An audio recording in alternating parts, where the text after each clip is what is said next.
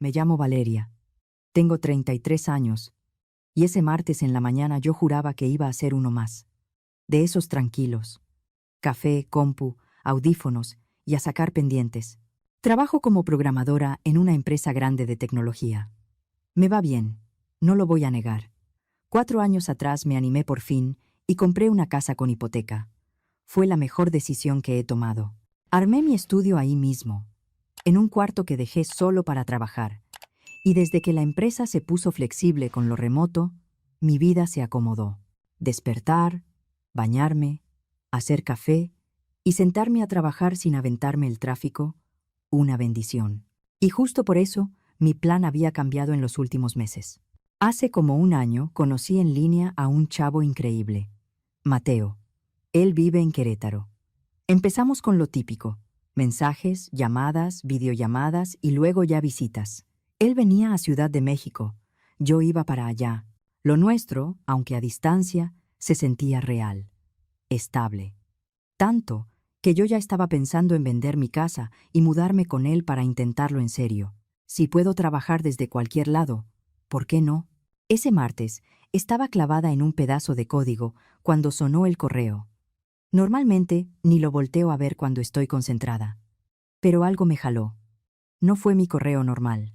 Era el correo viejo, el que casi no uso, el que tengo por si acaso. Y ahí vi el remitente. Mamá, se me fue el aire. Literal. No hablo con mi familia desde hace 5 años. 5 completos. Y no fue por un malentendido. No fue, ay, se nos pasó el tiempo. Fue porque ellos me borraron, me sacaron, y yo cerré la puerta. Para que se entienda, me tengo que regresar. Mis papás se llaman Patricia y Héctor. Ya andan en sus 60s. Yo tengo una hermana mayor, Renata, 3 años mayor que yo. Ella está casada con Diego y, bueno, digamos que son tal para cual cuando se trata de tomar decisiones. Hace 5 años yo todavía iba a la comida de los sábados con mis papás. Era tradición. Yo vivía en un departamento rentado, trabajaba un montón y ahorraba como loca para comprar casa. Tenía una meta clarísima. Quería juntar para un enganche grande y que la mensualidad no me ahorcara. Yo traía ahorrados como 2.160.000 pesos. Me acuerdo perfecto porque me sentía orgullosa. Era mi esfuerzo, mis desveladas, mis no a viajes, mis fines de semana sin gastar. Todo. Y entonces llegó ese sábado que me cambió la vida. Entré a casa de mis papás, en Naucalpan, y Renata y Diego ya estaban ahí, emocionadísimos, hablando con mi mamá y mi papá como si fueran a anunciar algo enorme. Yo saludé, dejé mi bolsa, me senté a la mesa. Y mi mamá me sonrió de oreja a oreja. Renata va a abrir su negocio, hija. Y nosotros sabemos que ahora sí le va a ir increíble. Yo sonreí por educación. Por dentro pensé, otra vez, porque esa no era la primera vez. Renata ya había intentado emprender 2 veces. 2. Y las 2 terminaron mal. Mal. De deber dinero, de llorar, de buscar a quién culpar. Y adivina quiénes pagaron las cuentas esas 2 veces. Mis papás. Pero yo me callé, porque con mi familia, si yo decía una verdad incómoda, yo era la mala. Renata estaba brincando casi en la silla. Ahora sí lo tengo todo planeado. Vale. Ya hice el plan, ya vi todo. Solo necesito dinero para arrancar, para el desarrollo. Y entonces, los dos, Renata y Diego, voltearon a verme. Así, directo, como si ya supieran el final. Yo fruncí el ceño. ¿Por qué me están viendo así? Renata se puso dulcísima. De esas dulzuras que a mí me dan escalofríos. Pues es que sabemos que estás ahorrando para tu casa, y sabemos más o menos cuánto tienes guardado. Se me heló la sangre. Renata, no voy a meter mi dinero de la casa en tu negocio. Se le cayó la sonrisa de golpe. Empezó a hablar rápido, a la defensiva, con la voz subida. Es que no entiendes. Esta vez es distinto. Yo ya aprendí. Si tú me prestas, en un par de años te regreso el doble. Te devuelvo como 4 millones y pico. Yo me reí. Se me salió. No fue burla por gusto. Fue de incredulidad. Renata, ya fallaste 2 veces. De verdad. Ya. Consigue un trabajo fijo como cualquiera. Ahí se soltó todo. Renata se puso roja. Se le llenaron los ojos, lloró, se levantó y se salió de la casa corriendo. Diego me volteó a ver con una cara de coraje. «Estás bien mal, Valeria». Y se fue detrás de ella. Yo me quedé ahí, sola con mis papás, pensando, ingenua, que al fin iban a entender, que iban a decir, sí, ya estuvo, pero no. Mi mamá empezó en cuanto se cerró la puerta. «¿Qué manera de tratar a tu hermana?» Mi papá también. «Eres fría, egoísta. No te importa nadie». Yo respiré hondo. Solo dije la verdad. Si vuelve a intentar lo mismo, se va a endeudar otra vez. Mi mamá me miró como si yo la hubiera insultado. «Renata es más talentosa que tú, Valeria. Tú lo que tienes es envidia». Esa frase me dolió más de lo que me gustaría admitir. Y entonces mi papá soltó el ultimátum, con una calma que daba miedo. «O le das ese dinero a tu hermana, o te olvidas de esta familia». Yo lo vi. Vi a mi mamá. Vi esa certeza en sus caras, como si fuera lo más normal del mundo ponerme contra la pared. «¿Me están diciendo en serio? ¿En serio?», dijo mi papá. Yo sentí un nudo en la garganta. Me temblaban las manos, pero la voz me salió firme. «No le voy a dar mi dinero». Mi mamá se levantó.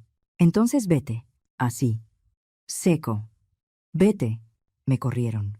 Me sacaron de su casa. Sus palabras fueron claritas, que no regresara, que no los buscara. Al día siguiente cambié de número. Bloqueé lo que tenía que bloquear, y lo cumplí. Un año después, compré mi casa, tal como lo planeé. Y durante 5 años viví sin ellos. De lejos me enteré por conocidos que el negocio de Renata iba bien, que se compraron una casa bonita, que viajaban, que traían carros de lujo, y yo, la verdad, me alegré por ella, me alegró que le saliera, pero eso no significaba que yo quisiera regresar con ellos. Por eso, ver el nombre de mi mamá en mi correo, después de 5 años, me movió todo.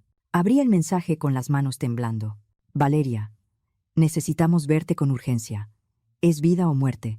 Por favor, ven a la casa». Mi primer pensamiento fue lo peor, que mi papá estaba enfermo, que mi mamá tenía algo grave. Yo estaba enojada, sí, pero no soy de piedra. Si alguien se estaba muriendo, yo necesitaba saber. Me quedé viendo la pantalla un buen rato. Parte de mí quería borrar el correo y seguir mi vida. Pero él, ¿y si sí?, me ganó. Contesté corto. «Voy el sábado». Ese sábado llegó demasiado rápido. No dormí bien.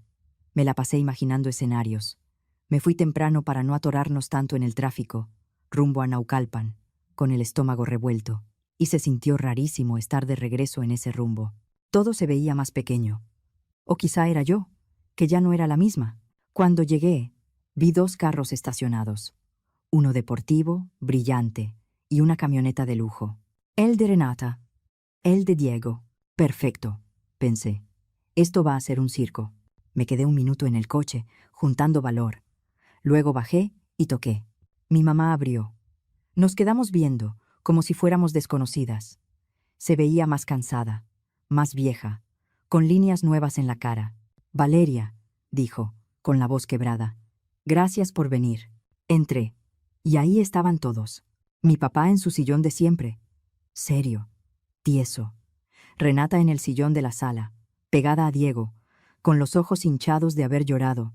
Se notaba que estaban nerviosos, pero también se notaba que estaban aliviados de verme, como si mi presencia ya fuera una solución. Yo no me senté. Me quedé parada. «¿Qué pasó?». Dijeron vida o muerte. Mi mamá se sentó y empezó a llorar de inmediato. «Es Renata. Está en un problema muy serio». Renata no me veía. Diego le apretaba la mano. «¿Qué tipo de problema?», pregunté. Mi papá carraspeó. «El negocio se fue abajo hace 3 meses». Yo sentí una mezcla rara. Tristeza. Sí. Perder una casa, perder estabilidad, es duro. Pero también una parte de mí dijo, «Te lo dije». No lo dije en voz alta. «Lo siento», dije. «Pero, ¿qué tiene que ver conmigo?». Mi mamá se secó las lágrimas, pero siguió llorosa. «No es solo eso. Aunque perdió la casa, todavía debe dinero. Mucho. Y no es al banco». Renata por fin habló, casi en susurro. «Debo como 2.700.000 pesos». Me quedé helada. «¿A quién le debes eso?». Diego contestó. «A inversionistas privados. Renata soltó otra vez el llanto. No aceptan que les pagues después. Han estado llamando, amenazando. Saben dónde nos estamos quedando. Saben rutinas. Mi mamá remató, desesperada. Dicen que si no pagamos en las próximas semanas, van a irse por la vía legal y nos van a dejar en la calle. En ese momento yo no lo entendí así. Yo solo escuché amenazas y peligro, porque era lo que ellos querían que yo escuchara. Yo sentí lástima, de verdad. Pero seguía sin entender por qué me citaron. Está horrible, dije despacio, pero no entiendo qué esperan de mí. Mi mamá me vio, como si la respuesta fuera obvia. Sabemos que compraste una casa, una buena. Pensamos que deberías venderla para pagar la deuda de tu hermana. Me quedé viéndola como si se le hubiera cruzado un cable. ¿Estás hablando en serio? Eres joven, dijo mi mamá, aferrándose. Tú puedes volver a comprar. Yo miré a mi papá, a Renata, a Diego. Y lo dije claro, para que no hubiera confusión.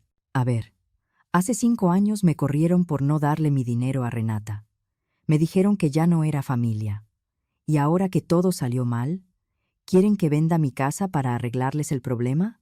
Mi papá, con esa voz de sentencia, dijo, la familia se apoya. Me salió una risa seca. Nada amable. Ustedes me dijeron que yo ya no era familia, ¿se acuerdan? Renata lloró más fuerte. Sí, nos equivocamos, pero esto es diferente. Yo me contuve para no explotar, pero la verdad se me salió como cuchillo. Entonces debiste pensarlo antes de pedir dinero así. Diego se encendió. No tienes idea de la presión que traemos. No, no tengo, dije. Pero sí vi los carros allá afuera. Bien bonitos. Empiecen por vender eso. Algo. Renata levantó la cara, molesta. Los necesitamos para trabajar. Yo la vi, y se me acabó la paciencia.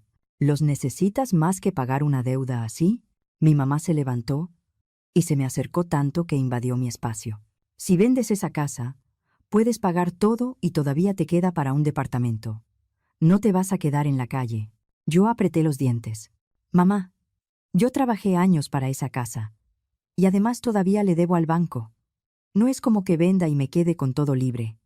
Aún así, no la voy a vender por los errores de Renata. Es tu hermana, soltó mi papá. Es una adulta, respondí, que tomó decisiones. Y ahora quiere que yo pague. Renata se paró. Se supone que me quieres. Se supone que te importa. Yo la miré directo. ¿Dónde estuvo esa familia cuando me corrieron y me dijeron que me fuera? ¿Dónde estuvo esa lealtad? Eso fue diferente, dijo mi mamá, desesperada. ¿Diferente cómo?, pregunté. Y ahí dije la frase que se me había atorado 5 años. Cuando ustedes querían mi dinero, me sacaron por no darlo. Ahora que ustedes quieren mi casa, yo no se las voy a dar tampoco. Se hizo silencio. Me miraban como si yo fuera la villana. Yo no voy a hacer esto, dije. Renata se metió en este problema y tiene que salir. Si ustedes quieren ayudarla tanto, vendan su casa, denle su dinero. Mi mamá abrió la boca como si le hubiera dado una bofetada. Esta es la única casa que tenemos. Ya estamos grandes. No podemos empezar de cero como tú. Yo asentí, despacio. Entonces ya entiendes por qué yo no voy a vender la mía. Di media vuelta para irme. Renata me gritó desde atrás. Estás cometiendo un error. Esa gente no juega. Me giré. Yo tampoco. Me fui. Me subí al coche con un temblor en el cuerpo que no era de miedo, sino de coraje. Llegué a mi casa, respiré hondo y bloqueé el correo de mi mamá. Ya estuvo. Una semana estuvo todo en paz. Ni un mensaje. Nada. Empecé a pensar que, por fin, entendieron que yo no era su cajero. Mateo me marcaba diario. Le conté todo. Me escuchó. Me calmó. Tomaste la decisión correcta, me decía. No pueden aparecer después de 5 años y exigirte que arregles su vida. Yo me iba sintiendo mejor. Triste por Renata, sí, pero también firme. Yo tenía mi vida, mis planes. Y entonces llegó otro martes. Estaba en la cocina, haciendo café, cuando escuché que se cerró la puerta de un coche afuera. Me asomé y casi tiro la taza. Mis papás se estaban bajando frente a mi portón. Se me subió el coraje. Abrí la puerta antes de que tocaran. ¿Qué hacen aquí? ¿Cómo dieron con mi casa? Mi mamá sonrió. orgullosa de sí misma. Renata contrató un investigador privado. Teníamos que hablar contigo de frente. Nos bloqueaste. Yo no podía creerlo. ¿En serio hicieron eso? Mi papá no me contestó. Se quedó viendo la fachada, midiendo con los ojos, calculando. Lo vi clarito. Esa mirada de ¿cuánto vale esto? Bonita casa, dijo. Váyanse, le solté. Ahorita. Pero mi mamá pasó junto a mí y se metió como si fuera suya. Mi papá la siguió. Yo me quedé un segundo congelada por el descaro. No se acomoden, dije, cerrando la puerta con fuerza. No se van a quedar. Mi mamá caminaba por la sala tocando cosas, viendo los muebles, como si estuviera evaluando. Si vendieras esta casa, pagas la deuda de Renata y todavía te sobra para algo más pequeño. Un departamento bien. Ya les dije que no. ¿Y todo este espacio? Dijo mi papá, abriendo los brazos. Vives sola. No necesitas tanto. Yo respiré hondo. Lo que yo necesito es que se vayan. Mi mamá volteó, con lágrimas. Renata está aterrada. Ayer la llamaron. Le dijeron que si no pagan pronto, va a pasar algo. Que levante una denuncia, dije. Mi papá negó con la cabeza. La policía no va a arreglar esto. No es así de fácil. Yo sentía que me hervía la sangre. Eso sigue sin ser mi problema. Váyanse. Ahorita. Mi mamá cruzó los brazos. No nos vamos hasta que aceptes ayudar. Entonces voy a llamar a la policía, dije, y saqué el celular. Mi papá me agarró del brazo. No seas exagerada. Suéltame, dije, firme. Y me zafé. Marqué. Sin teatro. Sin gritos. Solo marcando. Ellos vieron que iba en serio. Mi mamá empezó a llorar más. Está bien, dijo entre sollozos. Pero esto no se acaba aquí. Si le pasa algo a Renata, va a ser culpa tuya. Yo le sostuve la mirada. Y si a mí me pasa algo por perder lo que he trabajado, sería culpa mía por permitirlo. Ya no. Mi papá señaló con el dedo. Te vas a arrepentir. La familia se queda unida. No pensaron eso hace 5 años. Respondí. Al final se fueron, pero mi papá, antes de cruzar la puerta, todavía soltó algo como amenaza disfrazada. Luego no digas que no te avisamos. Cerré, puse seguro, y me quedé con el corazón acelerado. Ese mismo día le llamé a la agente inmobiliaria con la que ya había platicado, semanas antes, por la idea de mudarme con Mateo. Soy Valeria, dije. ¿Te acuerdas que hablamos de vender mi casa? Necesito venderla lo más rápido posible. Estoy dispuesta a bajar el precio un 5% si ayuda. Se sorprendió un poco. Se puede. Tengo varios interesados en lista por esa zona. Con ese ajuste, lo muevo más rápido. Déjame moverlo. 3 días después, me marcó con una oferta. Más baja de lo que yo quería, pero justa si considerabas que era una venta rápida. Acepté. Mateo se sacó de onda cuando se lo conté. ¿Por qué tan de golpe? Le expliqué lo de mis papás apareciendo, el investigador, el descaro. No confío en ellos, Mateo. Siento que se van a poner peor. Prefiero vender y dejar el dinero a salvo, lejos de su alcance. Él se quedó callado un segundo. Suena duro, pero suena inteligente. Y si te vienes conmigo antes, mejor. Eso me sacó una sonrisa por primera vez en días. ¿De verdad estás bien con que me quede contigo mientras buscamos casa allá? ¿Cómo crees que no? Dijo. Llevo meses esperando que te vengas. Esto solo acelera. El proceso avanzó rápido, pero real. Papeles, valuación, notaría, trámites del banco para liquidar la hipoteca con la venta. En menos de un mes ya estaba todo firmado. Y ahí me cayó otra realidad. Mi casa se vendió bien, sí, pero entre lo que todavía le debía al banco y los gastos, no era como que me quedara un dineral libre. Si alguien esperaba que yo pagara la deuda de Renata y todavía me sobrara para un departamento bien, no tenía idea de cómo funciona esto. Mateo vino a ayudarme a empacar. Tenerlo ahí me sostuvo. No era cargar cajas nada más. Era sentir que alguien estaba conmigo, de mi lado. Nos fuimos por carretera a Querétaro. Fueron como 3 o 4 horas, con una parada para estirar las piernas y comprar algo de tomar. En el camino, yo sentía el cuerpo cansado, pero la cabeza, por fin, más ligera. Cuando subimos la última caja al camión y cerramos, me quedé viendo la casa por última vez. Me dio nostalgia. Fui feliz ahí. Me costó. La construí con mis manos, con mi tiempo. Pero también sentí alivio. Ya no podían usarla para presionarme. Mateo me abrazó. ¿Estás bien? Sí, dije, respirando hondo. Vámonos. Nos fuimos. Y en el camino, sentí que se me levantaba un peso enorme del pecho. En mi cabeza lo repetía como mantra. Lo de Renata ya no es mío. Ya no. Vivir con Mateo en Querétaro fue fácil, en el buen sentido. Su casa era cómoda, el ritmo era distinto, y el trabajo remoto me dejó acomodarme rápido. En las tardes veíamos casas en línea, hacíamos planes. Por primera vez en meses, me sentí tranquila, feliz de verdad. Llevaba como un mes ahí, cuando un martes en la mañana me entró una llamada de un número desconocido. Tenía clave helada de la Ciudad de México. Contesté, con cautela. ¿Bueno? ¿La señorita Valeria? La voz sonaba formal, de alguien que está trabajando. Sí. ¿Quién habla? Le habla el agente Martínez. Me comunico por un incidente relacionado con sus padres, Patricia y Héctor. Se me fue el color. ¿Qué pasó? Fueron detenidos anoche por allanamiento y daños a la propiedad ajena. El propietario va a presentar denuncia. Yo no entendía. ¿Allanamiento? ¿Dónde? El domicilio donde entraron aparece como su antigua residencia, en la zona de Coapa. ¿Usted vivía ahí? Sentí un vacío. Esa casa ya la vendí hace poco. Hubo un silencio breve, como si el agente acomodara la información. Eso explica varias cosas. Sus padres entraron por la fuerza y causaron daños importantes dentro del inmueble. ¿Qué daños? Rompieron muebles, dañaron ventanas, pintaron paredes. Un vecino oyó el escándalo y llamó. Luego llegó el propietario y se armó el reporte. Yo me senté de golpe en el sillón. Mateo me vio desde la cocina, preocupado.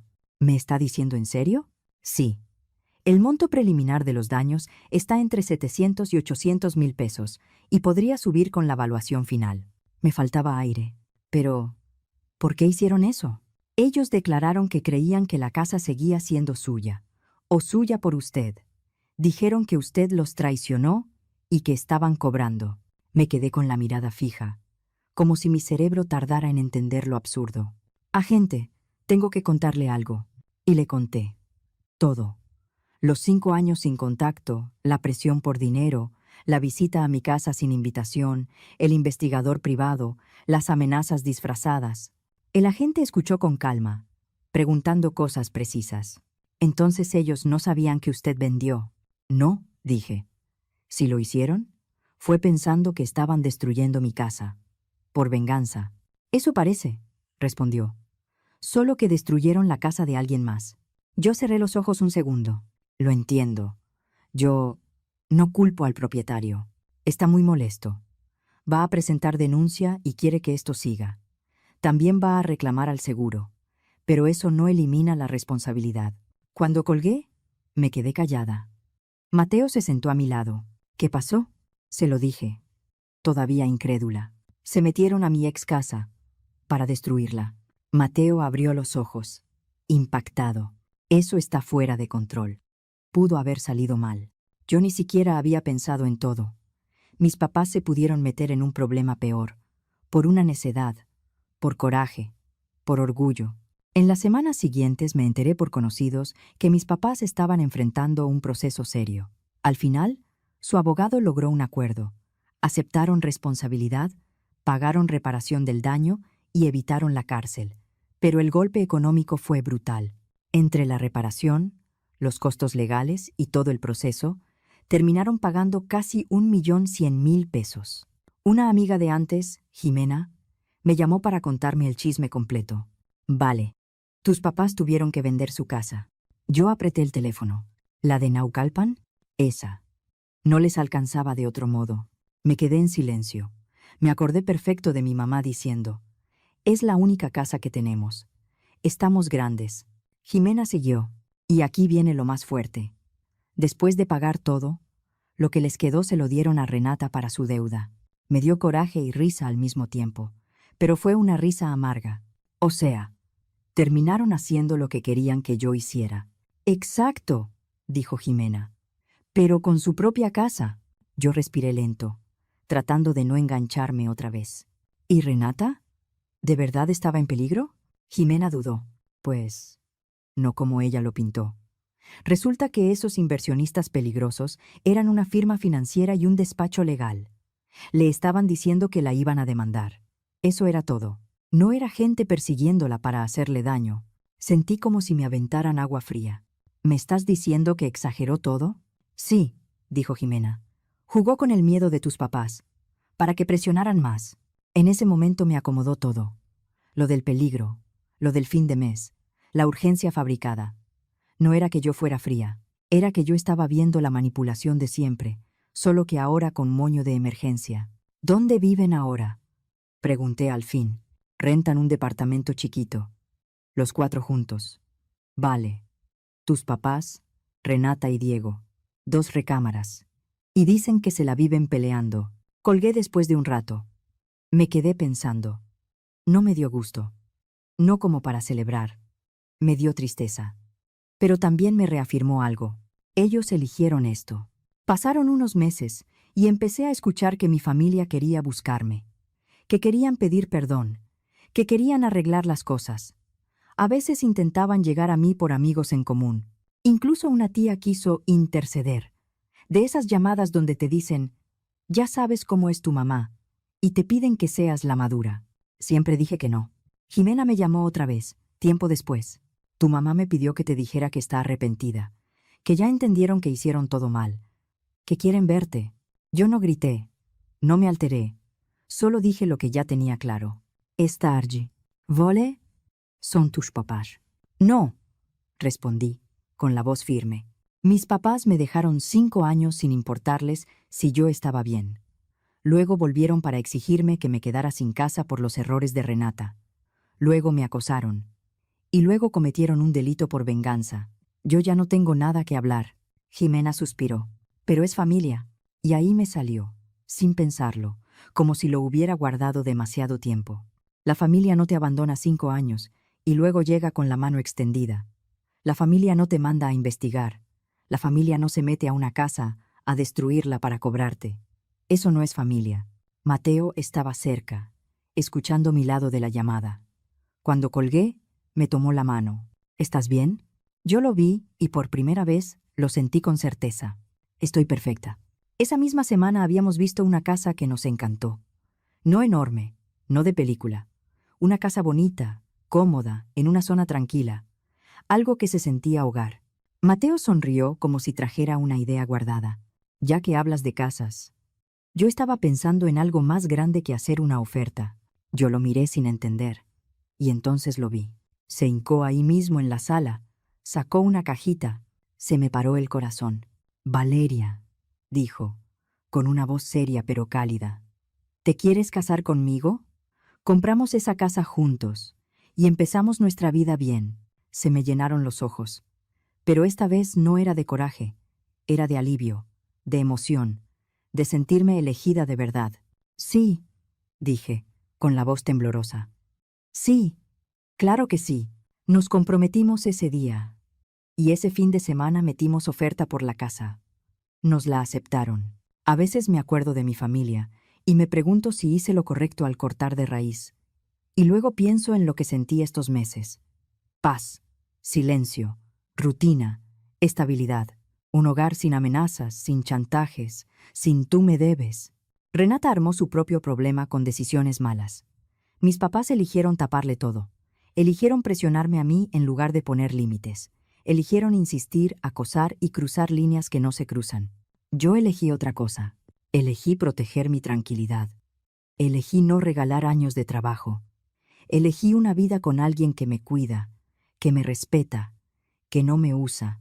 Y la verdad, creo que elegí mejor. Mateo y yo ya estamos viendo lo de la boda para el próximo año. Hablamos de hijos algún día. En el trabajo me fue tan bien que hasta me ascendieron. Estoy contenta, contentísima. Y nada de eso habría sido posible si yo dejaba que mi familia me jalara de vuelta a su desastre. Así que no me arrepiento de haber dicho que no, ni un solo segundo. Yo entendí algo que me costó años aceptar. Amar a la familia no significa dejar que te rompan la vida. A veces uno aguanta por costumbre, por culpa, por miedo a ¿qué van a decir? Y se va quedando sin paz, sin ahorros, sin ganas. Y cuando por fin dices, no, te das cuenta de quién te quería por ti y quién te quería por lo que podía sacarte. Si me quedo con una lección, es esta. Poner límites no es falta de amor, es respeto por ti misma. Yo no cerré la puerta por coraje, la cerré para poder respirar, para cuidar lo que construí con tanto esfuerzo. Si algo de mi historia te tocó, de corazón te lo agradezco. Ojalá te recuerde que también mereces tranquilidad, y que nadie, ni siquiera la familia, tiene derecho a exigir tu sacrificio como si fuera obligación.